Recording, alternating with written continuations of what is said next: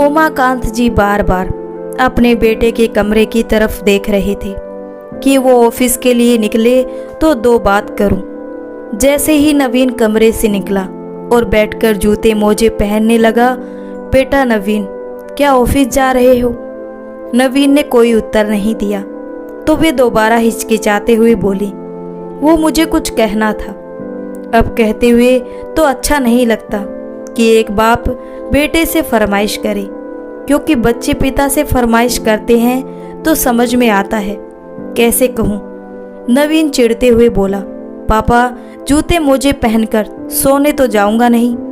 आपकी तरह मुझे आराम नहीं करना कि दिन भर घर में बैठो और सब कुछ सामने मिल जाए।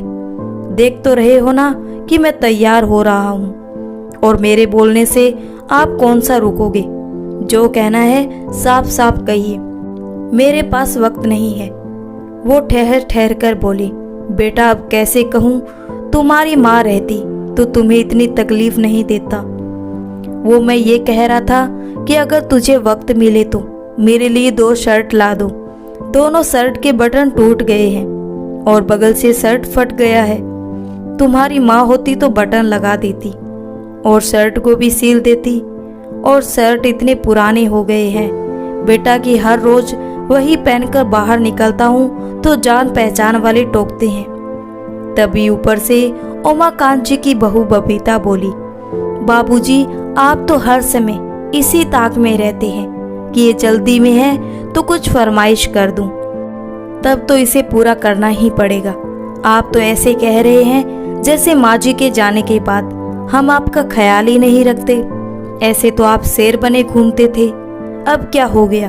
अब क्यों भीगी बिल्ली बनकर बेटे से कह रहे हैं? और मुझे माँ जी की तरह खाली मत समझना और फिर आपकी शर्ट के बटन लगाती रहूं।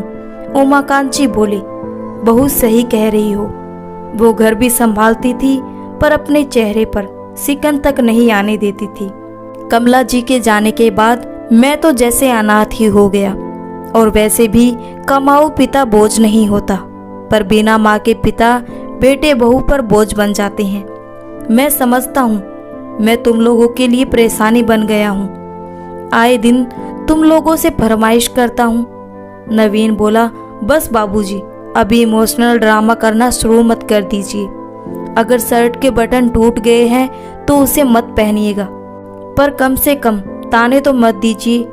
याद है ना, जब बचपन में मैं नई शर्ट मांगता था तो कहते थे इसकी क्या जरूरत है, माँ तुम्हारी बटन लगा देगी। तो आपकी भी समस्या का समाधान मेरे पास है। नवीन बबीता से बोला, बबीता मेरे कितने शर्ट पुराने हो गए हैं जो अब ऑफिस पहनकर जाने लायक नहीं है। ऐसा करो उनमें से 2 शर्ट निकालकर बाबूजी को दे दो और मेरे लिए 2 शर्ट ऑनलाइन ऑर्डर कर दो।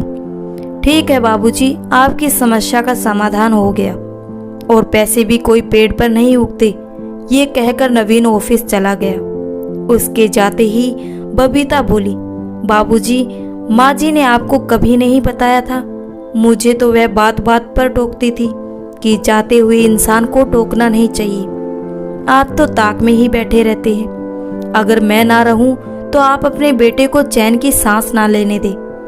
इतना कहते हुए बबीता वहां से चली गई।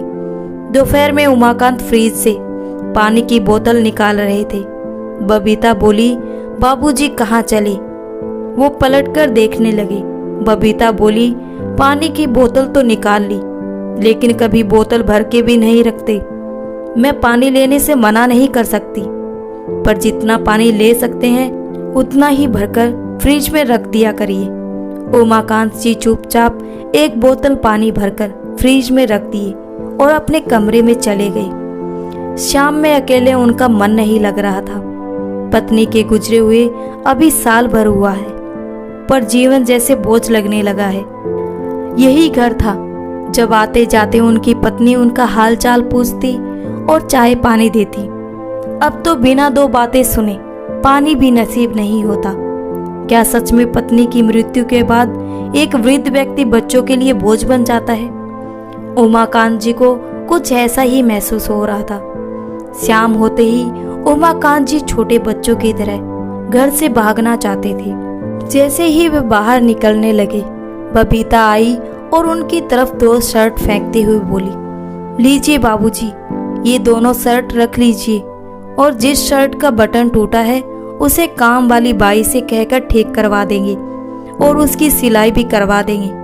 शायद उसे आप पर दया आ जाए और वह उस शर्ट को सील दे, क्योंकि मुझसे तो ये सब काम नहीं होगा। उमाकांत जी चुपचाप खुशी से एक शर्ट को खूंटी में टांग दी और दूसरी को पहनकर बाहर पार्क में अपने जैसे कुछ वृद्ध व्यक्तियों के पास बैठने चले गए। वहां उनका मन हल्का हो जाता था। वहीं उनके एक मित्र जगमोहन बाबू बैठे थे। बातों बातों में बोले, उमाकांत, ये शर्ट क्या आपके बेटे की है? क्योंकि एक रोज मेरे बेटे से मिलने घर आया था, तब मैंने उसे पहने हुए देखा था। बेटे को ये रंग बड़ा पसंद आया था, उसने चर्चा भी की थी, इसलिए मुझे ये शर्ट याद है। उमाकांत एक पल तो लज्जित हुई, फिर मुस्कुराकर बोले, जगमोहन बाबू, क्या करूं, बेटा जिद पर अड़ा था। बाजार चलिए और 2-3 शर्ट खरीद लीजिए। मैंने कहा रोज दफ्तर जाते हो और 2-3 महीने में ही अपनी एक शर्ट को छोड़ देते हो, क्यों पैसे बर्बाद करना? और मुझे कहाँ जाना है तो मैं पहन लेता हूँ। पता है आपको, मान नहीं रहा था, मुश्किल से माना। इतना कहकर बेचारे झूठी हंसी दिखाने लगे। कुछ घंटे बाद लौटकर घर आए और शर्ट खोलकर उसे खूंटी पर टांग दी और अपने पुराने शर्ट को पहन लिया। थोड़ी देर के बाद बेटा दफ्तर से लौटा। बहू ने उनके लिए गर्म चाय और पकोड़े बनाए। वहीं उमाकांत जी थोड़ी दूर पर कुर्सी पर बैठे थे। बबीता चाय के साथ उन्हें 2 ब्रेड दे दी और बोली, बाबूजी, तेल की चीजें आपको हजम नहीं होगी, इसलिए आपको पकोड़े नहीं दी। इतना कहकर पति के पास जाकर बैठ गई। नवीन उमाकांत बाबू की तरफ देखते हुए बोला, बाबूजी, क्या बबीता ने आपको शर्ट नहीं दी? उमाकांत जी बोले, हाँ बेटा, बहू ने तो दे दिया। उमाकांत बोले, आज पहनकर भी नीचे गया था, पर बेटा बोला, क्या हुआ, शर्ट फट गई या दाग लगा दिया? तभी बबीता बोली, ओ नो बाबूजी, आपको पता है कि कितनी महंगी शर्ट थी, महीनों से ये पहन रहे थे। अभी 2 महीने पहले ही इन्होंने उस शर्ट को छोड़ा था। ड्राइवर कब से कह रहा था कि मुझे सर की पुरानी शर्ट दे दीजिए, पर मैंने उसे नहीं देकर आपको दे दिया। और आप है कि? नवीन बोला, बाबूजी, उम्र होने के बाद बुढ़ापे में लोग जिम्मेदार हो जाते हैं, पर आप तो माँ के जाने के बाद बहुत ही लापरवाह हो गए। मैंने सोचा था गांव से यहाँ आपको लाकर रख लूंगा तो आप कुछ सीखेंगे, पर आप तो ये आपकी बहू आपके लिए कितना सोचती है और आप उसकी परेशानी बढ़ाते हैं। उमाकांत जी बोले, नहीं बेटा, ऐसी कोई बात नहीं है। शर्ट ना तो फटी है ना दाग लगा है। वो क्या है कि मैं उसे पहनकर नीचे गया था तो जगमोहन बाबू ने शर्ट देख लिया और बोला कि ये शर्ट तो आपका बेटा पहना था। मुझे लगता है उसके मन में तुम्हारे लिए कोई गलत विचार ना आ जाए, इसलिए मैंने उसे उतार कर रख दिया। नवीन बोला, क्या जरूरत था आपको वह शर्ट पहनकर जगमोहन अंकल से मिलने की? और गलत विचार उनके मन में नहीं बल्कि आपके मन में आया होगा कि मैं पुरानी शर्ट पहनकर जाऊं, लोगों को दिखाऊं कि देखो मेरा बेटा मुझ पर ध्यान नहीं देता। कितना भी कर लो आप किसान के किसान ही रहोगे। मिट्टी में पले बड़े हो, शहर के तौर तरीके कहाँ से सीखेंगे? इतना कहकर नवीन वहां से चला। बबीता बोली, बाबूजी, आपने इनका मूड खराब कर दिया। ऐसा कीजिए कि आज रात में आप अपने कमरे में रहिएगा, मैं आपका खाना वहीं दे दूंगी। उमाकांत बेचारे बिना गलती के 4 बातें सुनकर चुपचाप अपने कमरे में चले गए। अगले दिन बबीता फोन पर अपनी माँ से उमाकांत जी की शिकायत कर रही थी। क्या करूं माँ, माँ जी की जगह अगर बाबूजी चले जाते तो मेरे लिए अच्छा होता। कम से कम माँ जी घर का कुछ काम तो करवाती थी, मेरा हाथ तो बटाती थी, पर अब मेरे सर पर एक बोझ छोड़ गई है। दिन रात कोई ना कोई बखेड़ा खड़ा करते हैं। उमाकांत जी चुपचाप बातें सुनकर अपने कमरे में बैठे रहे। वक्त बीता। कुछ दिनों बाद उनकी काम वाली बाई सीताबाई आई और बोली, बाबूजी कुर्सी पर बैठ जाइए, आपका बिस्तर झाड़ देती हूँ। लगता है कई महीनों से चादर नहीं बदली है, आपको बदबू नहीं आती? उमाकांत बोले, सीताबाई मेहरबानी होगी अगर चादर झाड़कर फिर से लगा दो। बदबू तो आती है, फिर क्या करूं बेटा, मैं बहू का काम बढ़ाना नहीं चाहता। क्या तुम मेरा एक और काम कर दोगी? सीताबाई बोली, बाबूजी वैसे तो मेरे पास बिल्कुल भी वक्त नहीं है, पर अम्मा जी कहती थी कि जब मैं ना रहूं बाबूजी का ध्यान रखना। तो बताइए क्या बात है? उमाकांत जी जल्दी से अपनी शर्ट लेकर और बोले, देखो इसका बटन संभाल के रखा हूँ, क्या तुम इसे टांग दोगी? और हाँ, बगल से सिलाई फट गई है, उसे 2-3 जगह से सिल देना। सीताबाई मुस्कुराई और बोली, माँ बाप भी बूढ़े होने के बाद बच्चे हो जाते हैं। अम्मा जी क्या चली गई कि आप तो बिल्कुल मुरझा गए हैं। क्या करें बाबूजी, जो किस्मत में लिखा होता है उसे काटना ही पड़ता है। पर सब बूढ़े लोग एक जैसे नहीं होते। सीताबाई बोली, मेरे सास ससुर को देख लीजिए, मेरे ससुर रिक्शा चलाते थे, बूढ़े हो गए, अब घर में बैठे रहते हैं। एक रोज मेरा मर्द गुस्से से उन्हें कुछ बोला। ससुर को पता था कि उनकी उम्र हो गई है, बेटे से हाथापाई में उनसे जीत नहीं सकते। उमाकांत बोले, फिर क्या किया तुम्हारे ससुर ने? सीताबाई हंसकर बोली, क्या करेंगे, जाकर पुलिस स्टेशन में रपट लिखा दी और बोले, मेरा कमरा खाली करो, जितने में तेरे परिवार और तुझे रखता हूँ उतने में एक काम वाली बाई रख लूंगा, तो ना मुझे दिक्कत होगी ना तुम्हारी माँ को। उमाकांत जी आश्चर्य से सीताबाई की तरफ देखते हुए बोले, तो तुम्हारे पति ने क्या कहा? सीताबाई हंसकर बोली, कहते क्या, आज की दुनिया में घर और राशन में क्या कम खर्चा होता है? अरे इतने पैसे में तो कितने माँ बाप को रोज खिला सकते हैं। वो दिन था और आज का दिन, आज तक मेरे पति ने उनसे ऊंची आवाज में बात तक नहीं की। ये लो बाबूजी, आपका शर्ट तैयार हो गया। उमाकांत जी की जिज्ञासा बढ़ी तो वह बोले, सीताबाई एक बात बताओ, तुम्हारे ससुर ने तुम्हारे पति के साथ ऐसा व्यवहार किया, तुम्हें बुरा नहीं लगा? सीताबाई बोली, बाबूजी एक बात कहूँ, थोड़े दिन के सुख के लिए मैं अपना बुढ़ापा नहीं बिगाड़ना चाहती। आज अगर अपने पति के साथ हो जाती तो हो सकता है कल को मेरा बेटा भी मेरे साथ यही करता। ना बाबा ना, मुझे बुढ़ापे में अपने बच्चों पर बोझ नहीं बनना। अपनी कमाई से अगर मैं बुढ़ापे तक का खा सकती हूँ तो क्यों बच्चों पर बोझ बनूंगी?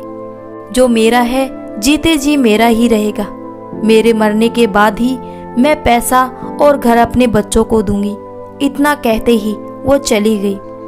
सीताबाई की बातों ने उन्हें सोचने पर मजबूर कर दिया कि अब रिक्शा वाला रिटायर्ड होकर अपने घर में आराम से इज्जत से रहता है, तो मैं क्यों नहीं? फिर मैं तो एक किसान था, भले मुझे पेंशन नहीं मिलती, पर ये घर और बाकी की संपत्ति तो मेरी है। 2-3 दिन विचार किए और बहू बेटों से बोले, मुझे तुझसे कुछ बात करनी है। बहू बोली, क्या बात हो गई? फिर से कोई फरमाइश होगी? नवीन बोला, बाबूजी ऐसे ही मुझ पर बहुत बोझ है, अब और मत बढ़ाइए। माँ के जाने के बाद आप बहुत परेशान करने लगे हैं। इससे बेहतर तो आप गांव में ही किसानी करते रहते। मेरी गलती थी जो माँ के साथ आपको यहाँ ले आया। उमाकांत जी बोले, हाँ बेटा, माँ बोझ क्यों लगती? तुम्हारे घर का काम जो करती थी। छोड़ो इन पुरानी बातों को, मैं वापस गांव जाना चाहता हूँ। बबीता खुश हो गई तो उमाकांत बोले, मैं अपना पुराना मकान ठीक करवाऊंगा, तो सोच रहा हूँ इस घर को बेचकर गांव का मकान ठीक करवा लूं और फिर से किसानी शुरू करूं। बबीता बोली, बाबूजी ये तो सरासर धोखा है, आप मेरे घर को कैसे बेच सकते हैं? अब वो हंसकर बोले, धोखा और तुम्हारा घर, ये घर मैंने अपनी जमीन बेचकर और कुछ लोन लेकर अपने नाम से ली है, तो तुम्हारा कैसे हुआ? रिश्ते में तो धोखाधड़ी मैंने सीखी नहीं, पर छेड़ी जरूर है। बबीता नवीन को देखने लगी तो वह बोला, बाबूजी आपको ये सब करके क्या मिलेगा, और आखिर किसने आपके कान भरे हैं? वो बोले, मेरे कान किसी ने नहीं भरे और एक बात कहता हूँ कि मैं किसी पर बोझ नहीं हूँ। भले ही नौकरी नहीं करता पर एक किसान था, खून पसीने की कमाई खाता था और आगे भी खा सकता हूँ। आज जो तुम नई शर्ट और टाई पहनकर जाते हो ना, कभी सोचा है उसी मिट्टी और पसीने की बदौलत यहाँ तक तुम पहुँचे हो। मेरा फैसला सुन लो, अब मैं गांव जाकर रहूँगा और फिर से खेती शुरू करने के लिए कुछ पैसे चाहिए जो कि अब मेरे पास नहीं है। तो इस घर को बेचकर तुम्हें 2 कमरे के लिए पैसे दे दूंगा और बाकी के पैसे से मैं अपनी जिंदगी फिर से शुरू करना चाहता हूँ। बहू बोली, बुढ़ापे में आप सठिया गए हैं, आपकी उम्र है जिंदगी फिर से शुरू करने की। उमाकांत जी बोले, देख रही हो सीताबाई को, एक घर में काम छूटता है फिर नए सिरे से दूसरे घर का काम शुरू कर देती है, तो मैं क्यों नहीं कर सकता। मैंने किसी को कहकर 1 हफ्ते के बाद की टिकट करवा ली है। 2 दिन बाद इस मकान को देखने के लिए कोई आ रहा है, तो तुम भी तैयार रहना। इतना कहकर उमाकांत जी अपने कमरे में चले गए। नवीन और बबीता को जोर का झटका धीरे से लगा, बल्कि बहुत जोर से लगा। उमाकांत जी के आगे पीछे दोनों घूमते रहे, परंतु वो अपने निर्णय पर अटल रहे। आखिर वही हुआ जो उन्होंने चाहा। मकान को बेच दिया और बेटे को आधे पैसे दे दिए और वापस गांव चले गए। बेटे को परिवार लेकर न जाने कितने महीने किराए के मकान में रहना पड़ा। फिर करीब 1 साल बाद उसने एक छोटा सा घर खरीदा और गांव जाकर पिता के पैरों में गिर पड़ा। पर उमाकांत जी उन्हें यह कहकर वापस भेज देते हैं कि मेरे मरने का इंतजार करो, जब मैं मर जाऊंगा तो ये सब तुम्हारा हो जाएगा, पर मेरे जीते जी मेरी संपत्ति तुम्हें नहीं मिल सकती। इन 1 साल में उमाकांत जी ने नई पद्धति से नया फसल उगाया। सब्जियों की खेती कर रहे थे और उनकी सब्जियों की खेती खूब फल फूल रही थी और उमाकांत जी ढेर सारे पैसे कमा रहे थे। पैसे इतने कि वो आराम से 3-4 नौकर रख लिए थे, खेत के लिए, घर के लिए और अपनी सेवा के लिए एक काम वाली बाई भी रख ली थी। उमाकांत जी अपने गांव के एक सफल किसान हो गए, क्योंकि उन्होंने नई तकनीक और नई पद्धति से ऑर्गेनिक सब्जियों की खेती शुरू कर दी थी। ऑर्गेनिक सब्जियों की खेती बहुत पैसा देती है और वह सब्जियां सेहत के लिए भी फायदेमंद होती है। इसलिए कहते हैं, उम्र के किसी भी पड़ाव पर हार नहीं माननी चाहिए। जहाँ चाहा अगर आप अपने को दूसरों के सहारे छोड़ेंगे तो आपका सामने वाला व्यक्ति, आपके बेटे, बहू, रिश्तेदार आपको कमजोर समझकर वो आपको लगातार अपमान करते रहेंगे और आपको कुछ नहीं समझेंगे। इसलिए अपना आत्मसम्मान बनाए रखें और अपने आप को मजबूत और दृढ़ बनाएं। दोस्तों, तो कैसी लगी आपको ये स्टोरी? अगर अच्छी लगी हो तो वीडियो को लाइक कर दें और चैनल को सब्सक्राइब कर लें।